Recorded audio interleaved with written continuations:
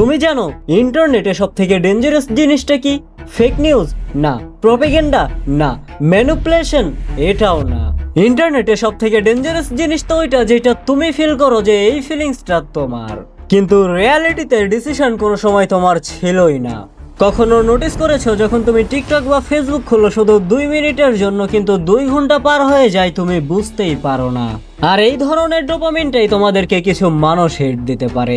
যেমন ধরো কোনো মানুষ রুমে এন্টার করলেই সবাই তার দিকে অ্যাটেনশন দেয়, আর কিছু মানুষ সারা জীবন ধরে এক্সপ্লেন করে যায় তারপরেও তারা ইনভিজিবল হয়ে থাকে। কিন্তু কেন? কারণ দুনিয়া কন্ট্রোল দিয়ে নয়, দুনিয়া অ্যাটেনশন দিয়ে চলে। আর অ্যাটেনশন ফোর্স দিয়ে নয়, এটা সিলেকশন থেকে পাওয়া যায়।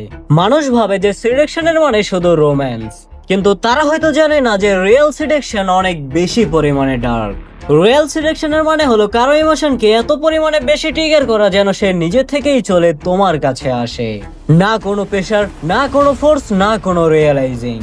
আর এইরকমই দেখবে যে কিছু ক্রিয়েটরের ভিডিও দেখতে তোমার অনেক ভালো লাগে, আবার এইরকমই কোনো ব্র্যান্ড তোমার কাছে অনেক হায়ার লেভেল মনে হয়। আর কিছু মানুষ অনেক নর্মাল, তারপরেও তুমি তাকে ভুলতে পারো না। আর সব থেকে ডেঞ্জারাস জিনিস তো এইটা যে তারা নিজেও জানে না যে তারা তোমার ব্রেনের সাথে কি করছে। এই জন্য Robert Greene the art of seduction একটা লাইন লিখেছিল, people are governed by their emotions not by logic. আর যদি তুমি জেনজি হয়ে থাকো তাহলে অলরেডি তুমি এই গেমের মাঝে দাঁড়িয়ে আছো। তোমার অ্যাটেনশনস, তোমার লোনলিনেস, তোমার কিউরিওসিটি, তোমার নিড টু ফিল স্পেশাল, এই সব কিছুই মনিটাইজ করা হচ্ছে।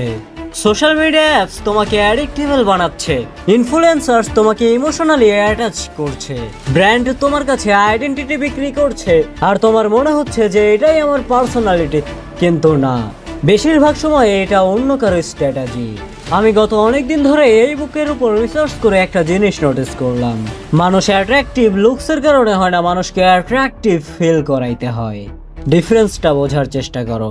কিছু মানুষ তোমাকে ইমপ্রেস করতে চায়, আবার কিছু মানুষ তোমাকে এটা ফিল করায় যে তুমি ইম্পর্টেন্ট।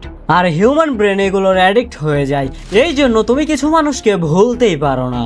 এই জন্য মনে রেখো, সিলেকশন তো অ্যাকশনে থাকে না, সিলেকশন থাকে তো ফিলিংসে। আর এইখান থেকেই শুরু হয় আসল গেম। তোমার ব্রেন লজিক্যালি কোনো ডিসিশন নেয় না, প্রথমে আগে ফিল করে, তারপরে ওই ফিলিংসটাকে জাস্টিফাই করে।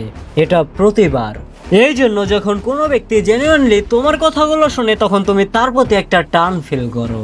এই জন্যই মিস্টিরিয়াস মানুষগুলো বেশি ইম্পর্টেন্ট মনে হয়, আর এই জন্যই সাইলেন্স অনেক সময় কনফিডেন্ট মনে হয়, আর এই জন্যই আনঅ্যাভেলেবল জিনিসগুলো অ্যাট্রাকটিভ মনে হয়।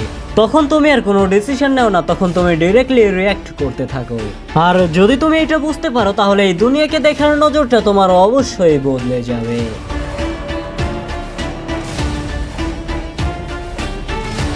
আজ থেকে একটা কাজ করো, শুধুই অ্যাবজর্ব করবে।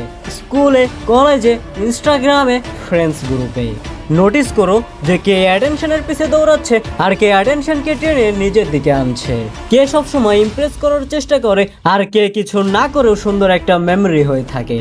তখন দেখবে যে তুমি প্যাটার্ন দেখতে শুরু করবে, আর যখন তুমি প্যাটার্ন দেখতে শুরু করবে তখন ম্যানিপুলেশন নিজের পাওয়ার ইউজ করতে শুরু করে।